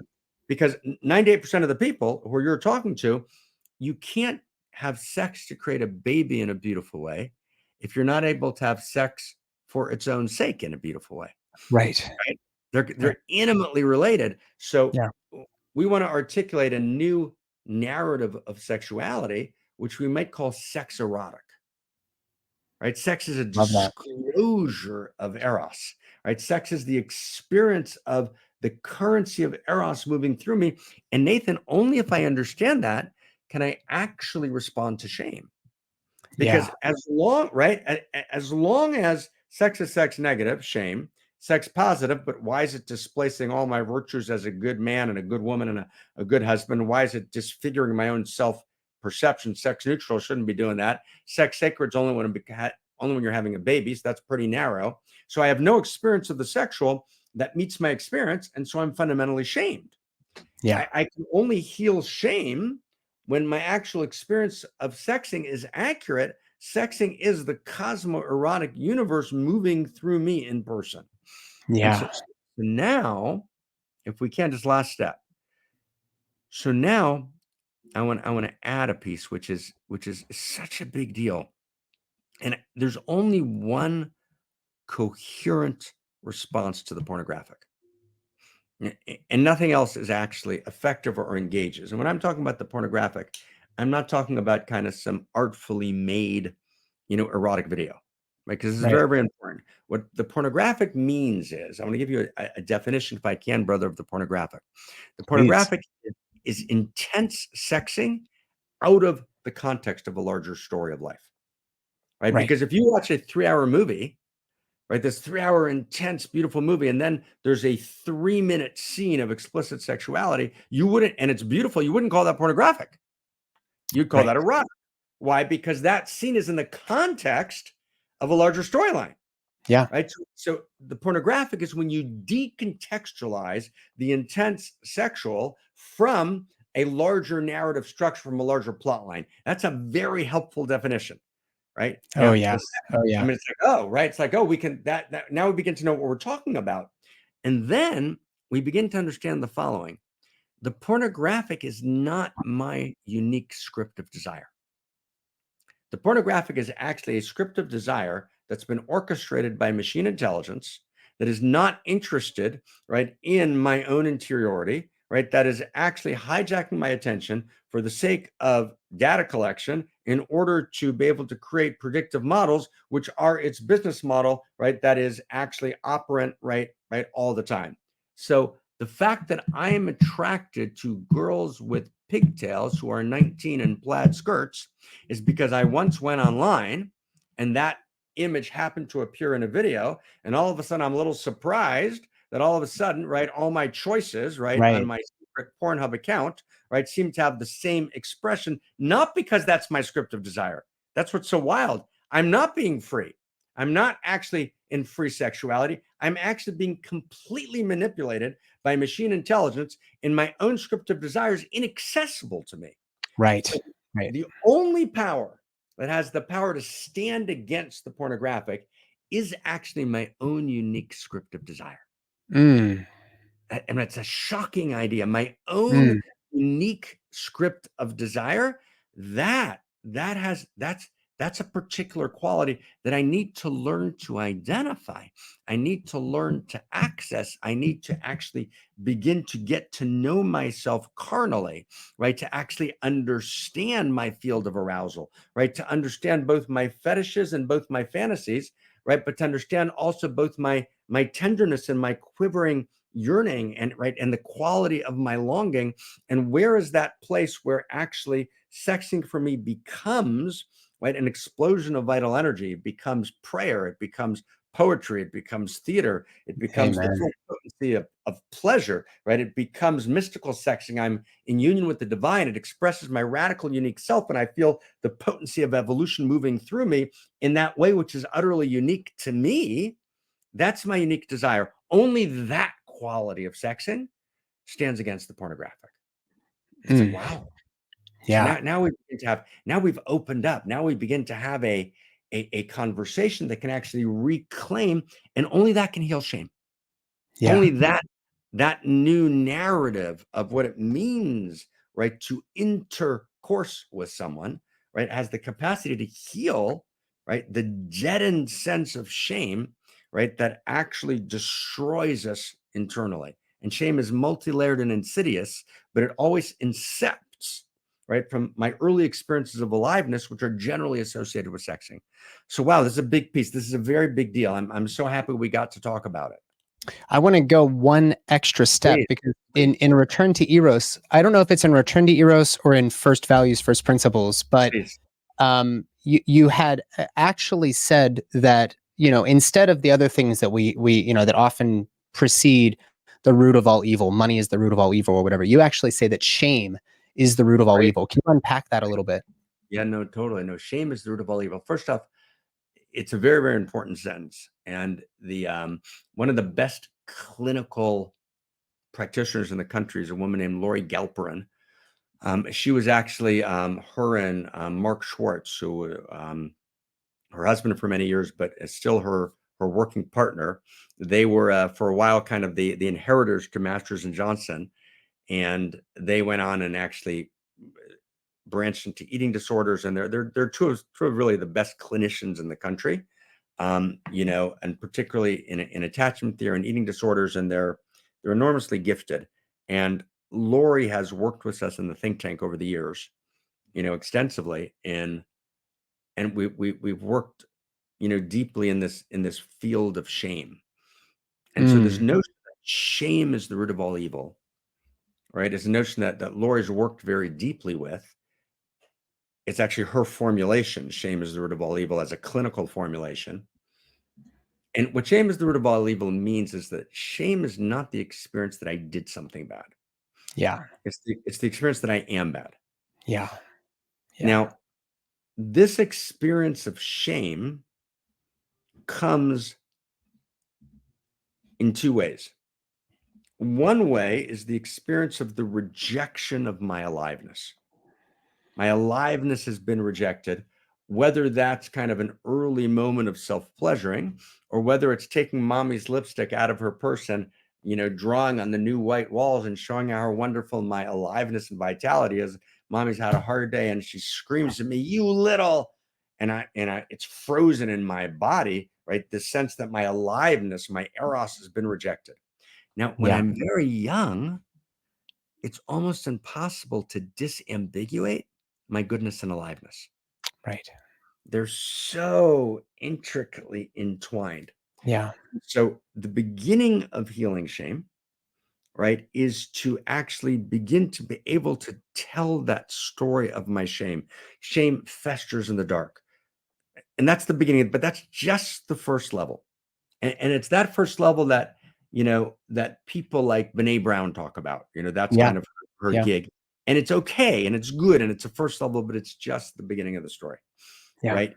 Shame actually goes through several deeper levels. And I want to skip two of them, but go to a particular one now, which I call the shame of finitude.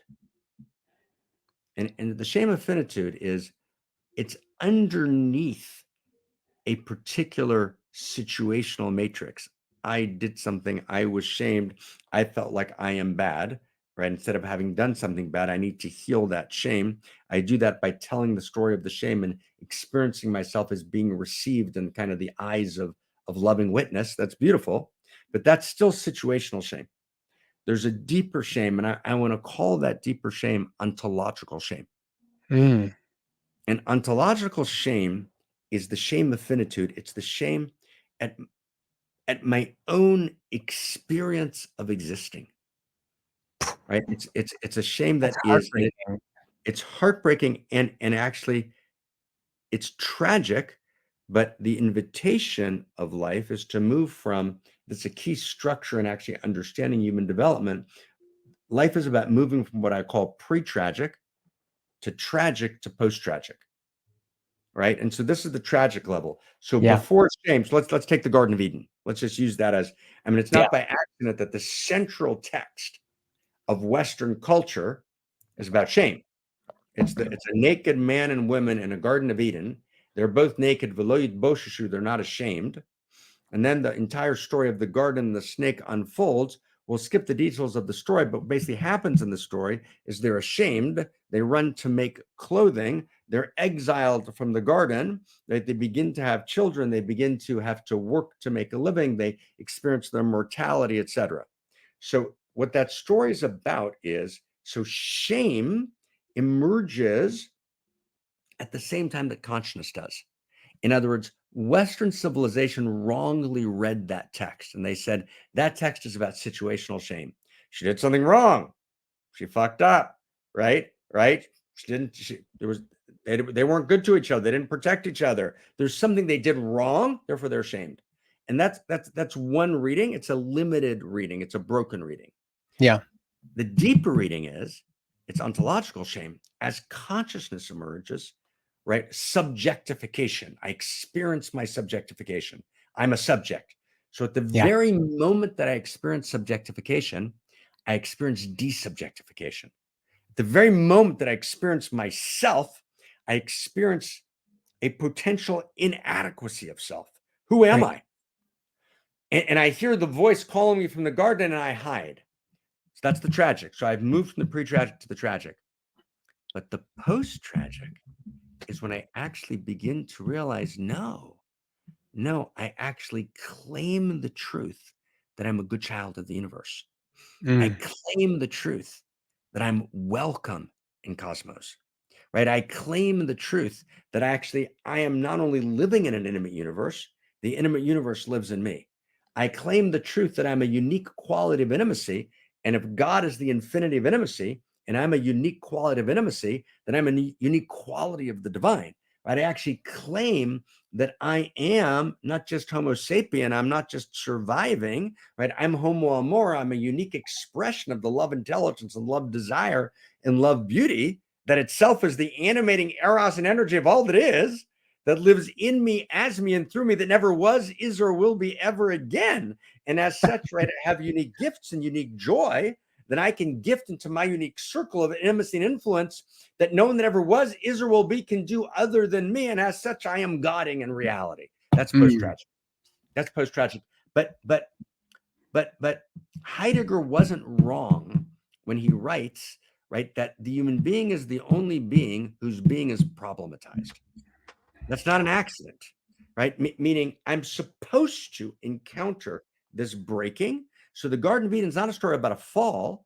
The Garden of Eden is actually the story of becoming human, right? And what is, and this is your field, this is your world, what is the experience? There's three experiences, right, in the text that demarcate becoming human. And the first one's childbirth. Yeah. It's like, wow. It's like, wow. So, right, Nathan, it's shocking, brother. And mortality, right? The two experiences, right, that you're involved in, which is childbirth and death, are the two experiences that demarcate the experience, not of the fall. It's actually, I look into the face of ontological shame, which is not a bug, but a feature of cosmos. And then I claim my healing. I claim my wholeness, right? I stare into the face of being and I find my human being, and my human being expresses itself, right, in the bookends of childbirth and death, at which Nathan is one of our most beautiful priests, right? I mean, how stunning.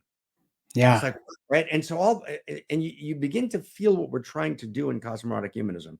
We're trying to articulate a new story of value, meaning not to say something clever, although it's great to say clever things, they're fun, right? And not to no, we're trying to actually make the kind of move that Da Vinci made in the Renaissance and say, how do we put it all together and actually articulate a new story of value that actually generates a new emergence, which is the new human and the new humanity, which is Homo sapien, this limited separate self lost in what Einstein called an optical delusion of consciousness, who now emerges as Homo Amor, right? And to understand that that's not, maybe the last piece is, Nathan, that's not fanciful. That's not a delusion. That's not unrealistic. It's actually the very nature of reality itself.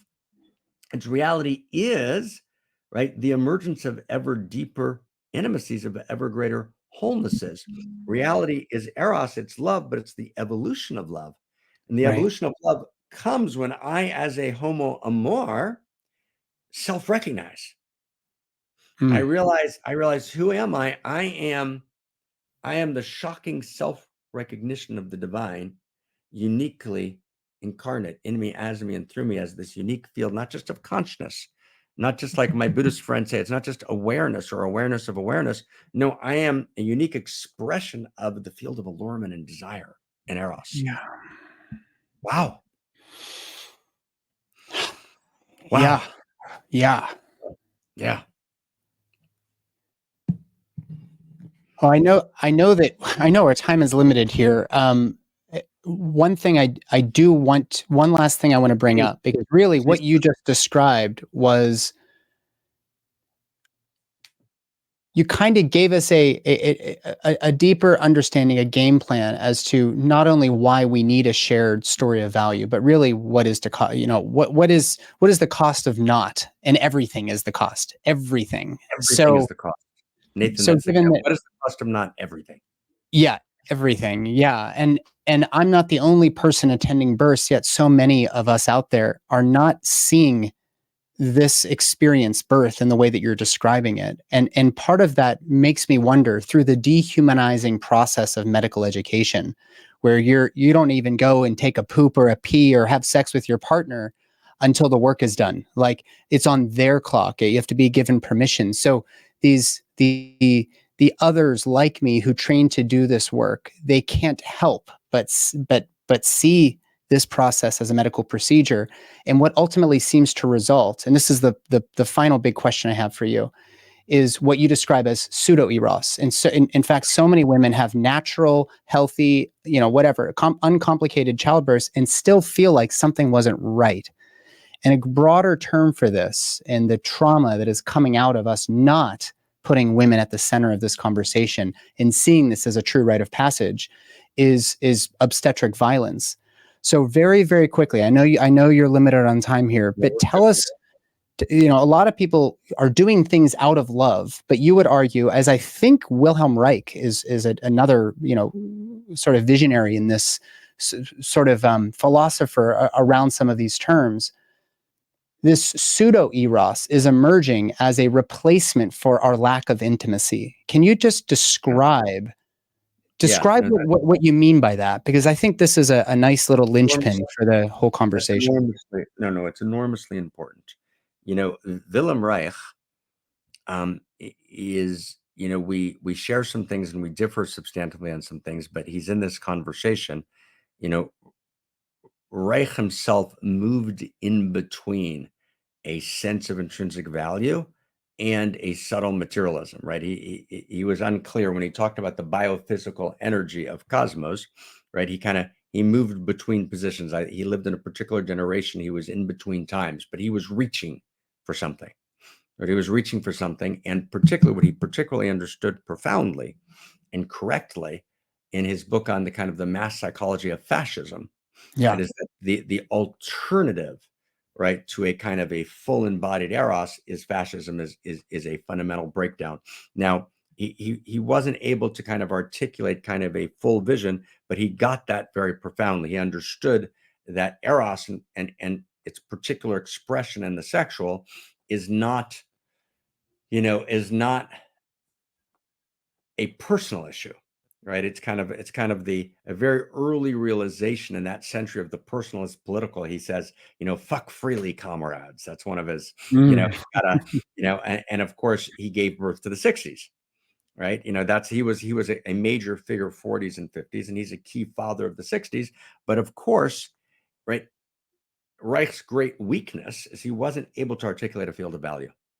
And he wasn't actually able to locate Eros within a broader field of value because he was so caught up in, appropriately so, as his generation was, in the utter rejection of, of a larger field of value and a larger religio, right, that he didn't know where to go. And actually, he had a couple of students, and one of them was Alexander Lowen, who did bioenergetics. Another was John Pericos, who broke off and did core energetics. And one of John Pericos's key students is my wife, Christina Kincaid, Dr. Kincaid, who kind of, is both deep in the lineage tradition that we're articulating, the lineage of Solomon, but also deep in that Reichian tradition. And Pericos was trying hard with his wife, Eva, right, to try and articulate some new story, although he wouldn't have called it that.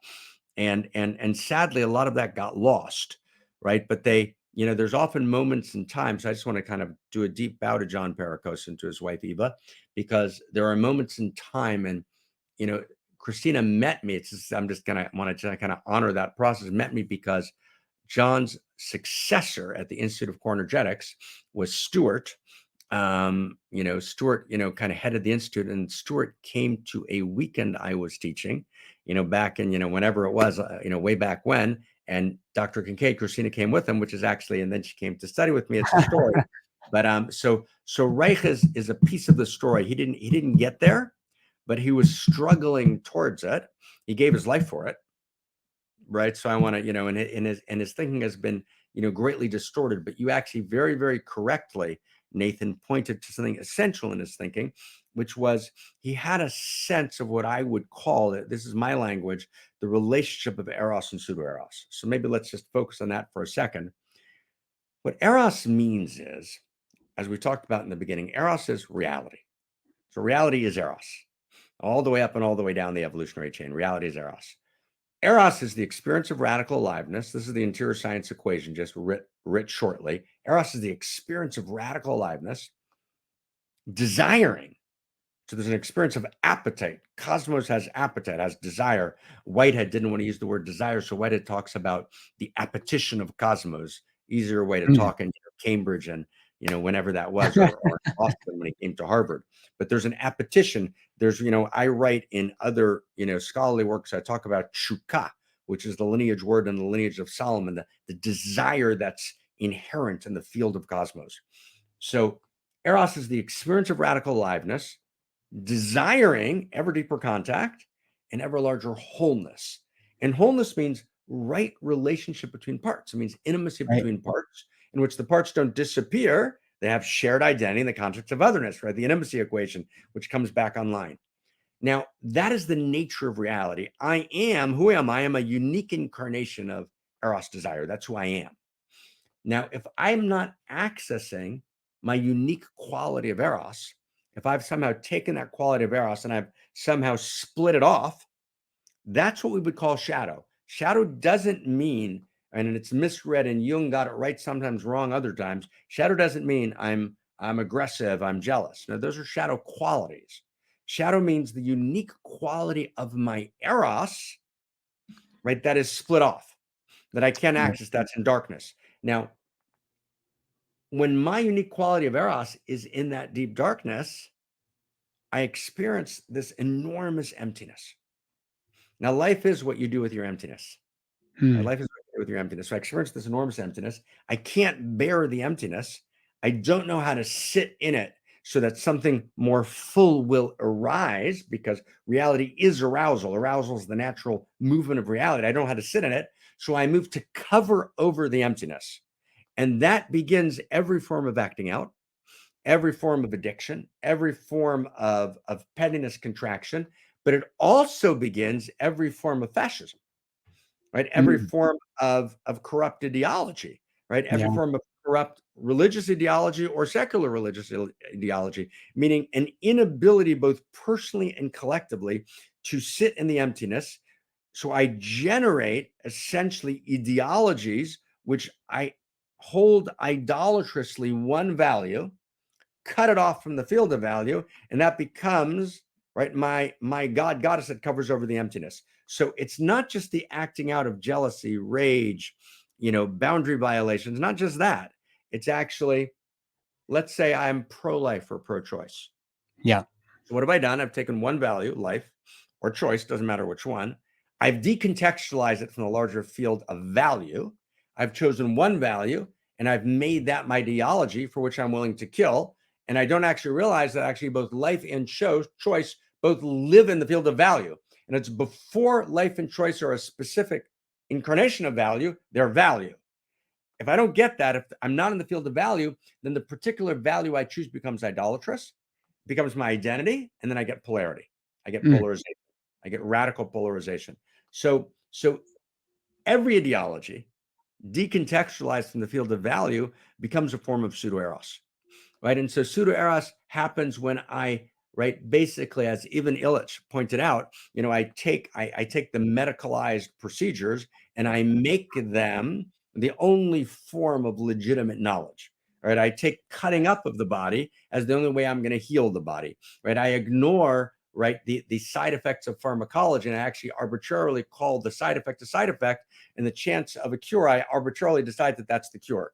Right, but what I'm doing is what I've done is I've actually taken a value, which is the important value that modern medicine has. Right, I've actually apothesized it. I've made it. I've decontextualized it from the larger field of feeling, of intuition, right, of wholeness, right, of ritual from the fields of Eros, and I've made the medicalization, right, of healing my idolatry. And from that, whenever you create a partial value, you make it into an absolute value, evil always results. Suffering, pain of horrendous nature always results. And so, I mean, the truth is I'm so excited to meet you and to know that you're so in this conversation and moving it and guiding it and opening it. We desperately need. We Yeah. desperately need, Thank you. leaders like you in this conversation. So thank you, brother. Yeah. Thank you, Marc. I mean, you've done more to shift the language that I use than probably any single individual just through your books. I hope we can get everybody out there to read them. One last quote that I'll pull in to tie this all together is, our humanity, this is from you, from First Values, First Principles. Our humanity is being challenged because we have forgotten what it means to be a human being. So with that in mind, how can people find your work in order to become a little bit more intimate with their unique selves and with intimacy as a whole? Yeah.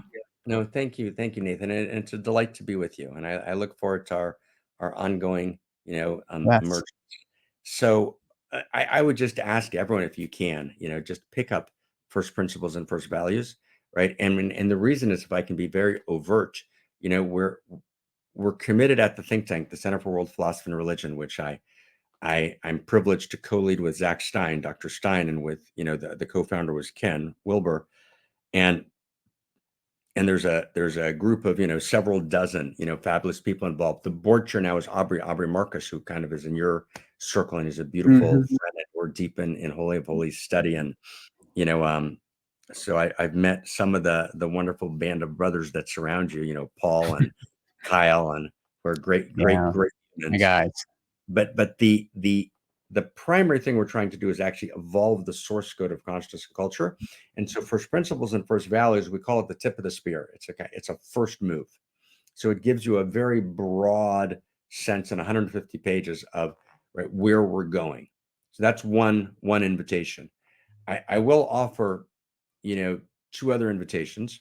If you want to do a deep dive just into Eros, it's a deeper kind of dive, go to Return to Eros. It's a Return to Eros. It's online.